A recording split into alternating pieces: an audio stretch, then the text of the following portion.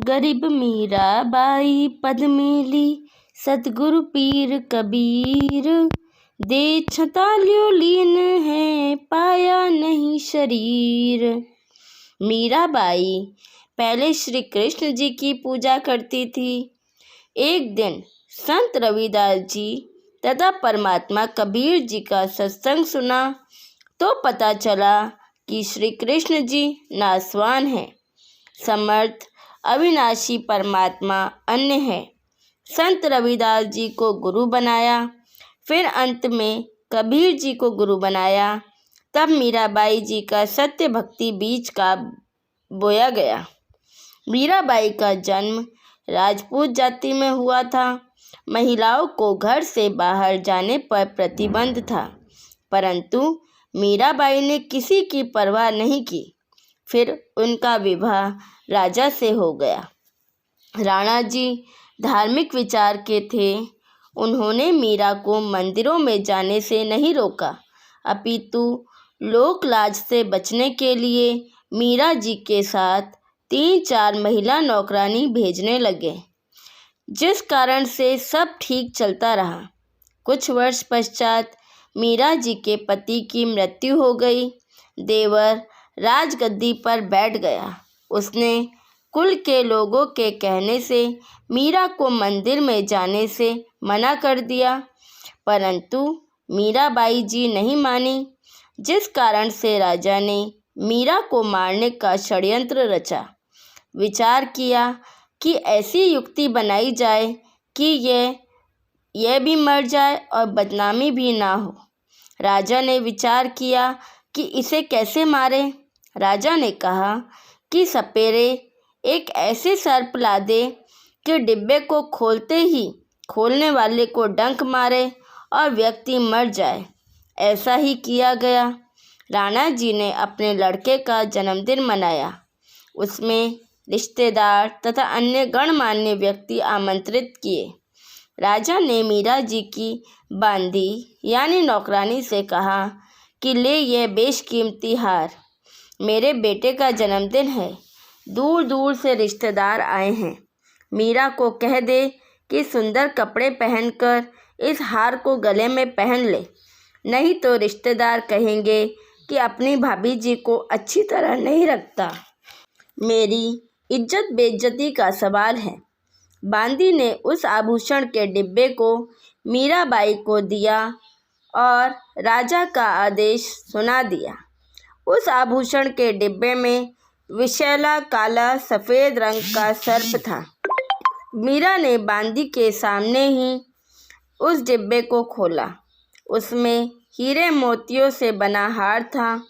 मीराबाई ने विचार किया कि यदि मैं हार नहीं पहनूंगी तो व्यर्थ का झगड़ा होगा, मेरे लिए तो यह मिट्टी है। यह विचार करके मीरा जी ने वह हार गले में डाल लिया। राजा का उद्देश्य था कि आज सर्पडंक से मीरा की मृत्यु हो जाएगी तो सबको विश्वास हो जाएगा कि राजा का कोई हाथ नहीं है। हमारे सामने सर्प डसने से मीरा की मृत्यु हुई है। कुछ समय उपरांत राजा मंत्रियों सहित तथा कुछ रिश्तेदारों सहित मीरा के महल में गया तो मीराबाई जी गले में सुंदर महंगा हार देखकर राणा बौखला गया और बोला, बच्चलन, यह हार किस यार से लाई है? मीराबाई जी की आंखों में आंसू आ गए। बोली कि आपने ही तो बांदी के द्वारा भिजवाया था, वही तो है। बांदी को बुलाया तथा पूछा कि वह डिब्बा कहाँ है। बांदी ने पलंग के नीचे से निकाल कर दिखाया। यह रहा राजा जी, जो आपने भेजा था। राजा वापस आ गया। राजा ने सोचा कि अब की बार इसको विष में अपने सामने पिलाऊंगा, नहीं पिएगी तो सिर काट दूंगा। एक सपेरे से कहा कि भयंकर विष ला दे, जिसे जीभ पर रखते ही व्यक्ति मर जाए। ऐसा विष लाया गया। राजा ने मीरा से कहा कि यह विष पी ले, अन्यथा तेरी गर्दन काट दी जाएगी। मीरा ने सोचा कि गर्दन काटने में तो पीड़ा होगी, विष पी लेती हूँ। मीरा ने विष का प्याला परमात्मा को याद करके पी लिया, लेकिन उन्हें कुछ नहीं हुआ। सपेरा बुलाया और उससे कहा कि यह नकली विष लाया है। सपेरे ने कहा कि वह प्याला कहाँ है। उसे प्याला दिया गया। सपेरे ने उस प्याले में दूध डालकर एक कुत्ते को वहीं पिला दिया। कुत्ता दूसरी बार जीभ भी नहीं लगा पाया, मर गया। राजा ने देख लिया कि यह किसी तरह मरने वाली नहीं है, तब उसको मंदिर में जाने से नहीं रोका। उसके साथ कई नौकरानी तथा पुरुष रक्षक भी भेजने लगा कि लोग यह नहीं कहेंगे कि आवारागर्दी में जाती है। जिस श्री कृष्ण जी के मंदिर में मीराबाई पूजा करने जाती थी, उसके मार्ग में एक छोटा बगीचा था। उसमें कुछ घनी छाया वाले वृक्ष भी थे। उस बगीचे में परमेश्वर कबीर जी तथा संत रविदास जी सत्संग कर रहे थे। सुबह के लगभग 10 बजे का समय था। मीरा जी ने देखा कि यहाँ परमात्मा की चर्चा या कथा चल रही है। कुछ देर सुनकर चलते हैं। परमेश्वर कबीर जी ने सत्संग में संक्षिप्त सृष्टि रचना का ज्ञान सुनाया। कहा कि श्री कृष्ण जी यानी श्री विष्णु जी से ऊपर अन्य सर्वशक्तिमान परमात्मा है। जन्म मरण समाप्त नहीं हुआ तो भक्ति करना ना करना समान है। जन्म मरण तो श्री कृष्ण जी का भी समाप्त नहीं है, उसके पुजारियों का कैसे होगा। जैसे हिंदू संतजन कहते हैं कि गीता का ज्ञान श्री कृष्ण अर्थात श्री विष्णु जी ने अर्जुन को बताया। श्री गीता ज्ञानदाता कहते हैं कि हे अर्जुन, तेरे और मेरे बहुत जन्म हो चुके हैं। तू नहीं जानता, मैं जानता हूँ। इससे स्वयं सिद्ध है कि श्री कृष्ण जी का भी जन्म मरण समाप्त नहीं है, यह अविनाशी नहीं है।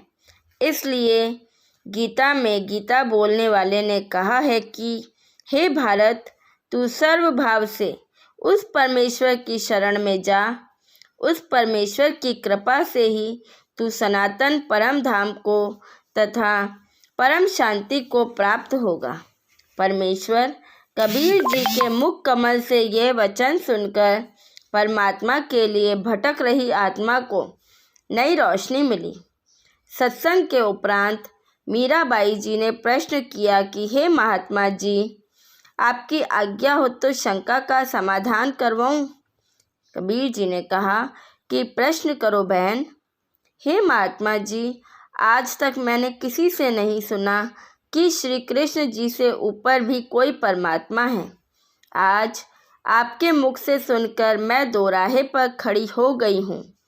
मैं मानती हूँ कि संत झूठ नहीं बोलते। परमेश्वर कबीर जी ने कहा कि आपके धार्मिक अज्ञानी गुरुओं का दोष है, जिन्हें स्वयं ज्ञान नहीं कि आपके सद्ग्रंथ क्या ज्ञान बताते हैं।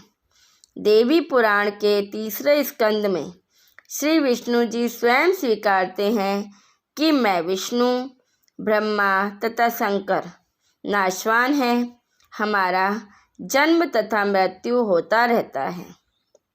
मीराबाई बोली कि हे महाराज जी, भगवान श्री कृष्ण मुझे साक्षात दर्शन देते हैं। मैं उनसे संवाद करती हूँ। कबीर जी ने कहा कि हे मीराबाई जी, आप एक काम करो, भगवान श्री कृष्ण जी से ही पूछ लेना कि आपसे ऊपर भी कोई मालिक है। वह देवता हैं, कभी झूठ नहीं बोलेंगे। मीराबाई को लगा कि वह पागल हो जाएगी यदि कृष्ण जी से ऊपर भी कोई परमात्मा है तो। रात्रि में मीरा जी ने भगवान श्री कृष्ण जी का आह्वान किया। त्रिलोकीनाथ प्रकट हुए। मीरा ने अपनी शंका समाधान के लिए निवेदन किया कि हे प्रभु, क्या आपसे ऊपर भी कोई परमात्मा है? एक संत ने सत्संग में बताया है। श्री कृष्ण जी ने कहा कि मीरा, परमात्मा तो है, परंतु वह किसी को दर्शन नहीं देता। हमने बहुत समाधि व साधना करके देख ली है।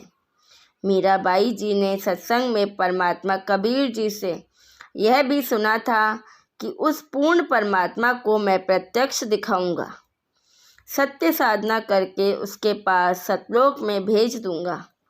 मीराबाई ने श्री कृष्ण जी से फिर प्रश्न किया कि क्या आप जीव का जन्म मरण समाप्त कर सकते हो?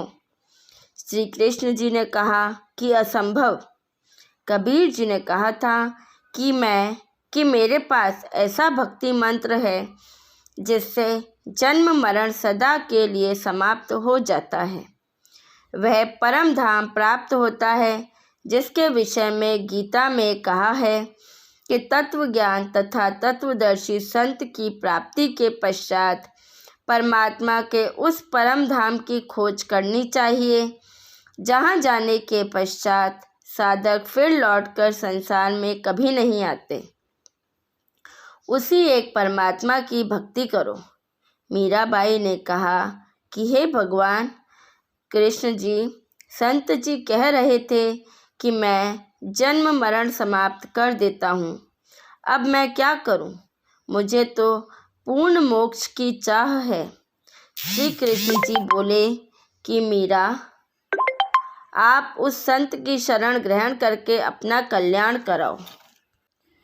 मुझे जितना ज्ञान था वह बता दिया।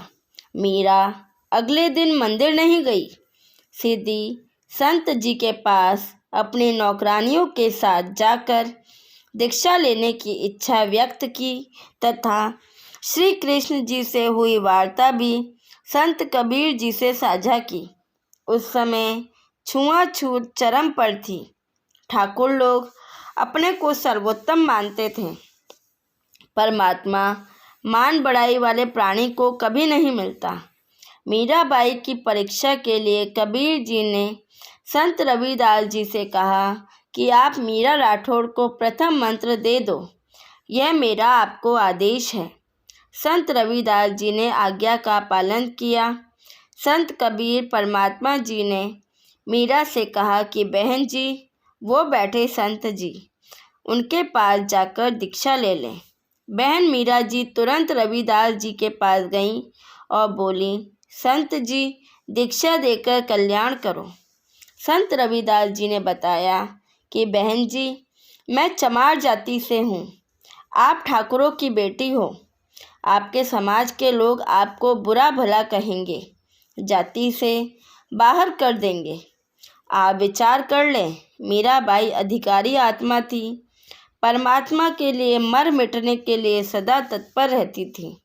बोली, संत जी, आप मेरे पिता, मैं आपकी बेटी, मुझे दीक्षा दो। भाड़ में पड़ो समाज, कल को कुतिया बनूंगी तब यह ठाकुर समाज मेरा क्या बचाव करेगा। सत्संग में बड़े गुरुजी यानी कबीर जी ने बताया है कि कबीर कुलकर्णी के कारणे हंसा गया बिगोए, तब कुल क्या कर लेगा जब चार पाँव का होए। अर्थात कबीर परमेश्वर जी सतर्क कर रहे हैं कि हे भक्त, जो कुल परिवार व संसार की शर्म के कारण भक्ति नहीं करते, कहते हैं कि घर परिवार वाले व संसार के व्यक्ति मजाक करेंगे कि नाम दीक्षा लेकर दंडवत प्रणाम करते हो, अन्य देवी देवताओं की पूजा नहीं करते हो, श्राद्ध पिंडदान नहीं करते हो, तुम्हें शर्म आनी चाहिए। उन्होंने अपना मानव जीवन नष्ट कर लिया। भक्ति ना करने से जब चार पैर के पशु यानी गधे, कुत्ते, सुअर, बैल आदि बनोगे, तब ये कुल व संसार के व्यक्ति क्या बचाव करेंगे। भक्ति ने बचाव करना था, वह की नहीं, इसलिए भक्ति करो।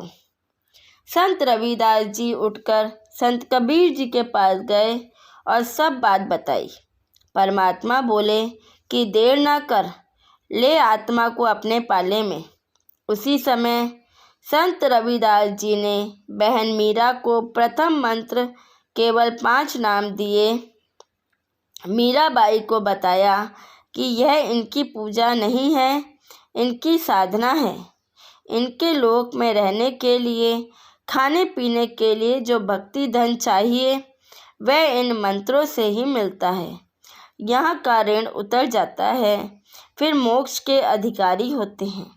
परमात्मा कबीर जी तथा संत रविदास जी वहाँ 1 महीना रुके। मीराबाई पहले तो दिन में घर से बाहर जाती थी, फिर रात्रि में भी सत्संग में जाने लगी, क्योंकि सत्संग दिन में कम तथा रात्रि में अधिक होता था। कोई दिन में समय निकाल लेता, कोई रात्रि में। मीरा के देवर राणा जी को मीरा को रात्रि में घर से बाहर जाता देखकर जल भुन गए, परंतु मीरा को रोकना तूफान को रोकने के समान था। इसलिए राणा जी ने अपनी मौसी जी यानी मीरा की माता जी को बुलाया और मीरा को समझाने के लिए कहा। आगे मीराबाई के जीवन में और क्या क्या घटा, इसको जानेंगे हम अगले वीडियो में। तब तक हमारे साथ बने रहिए। धन्यवाद।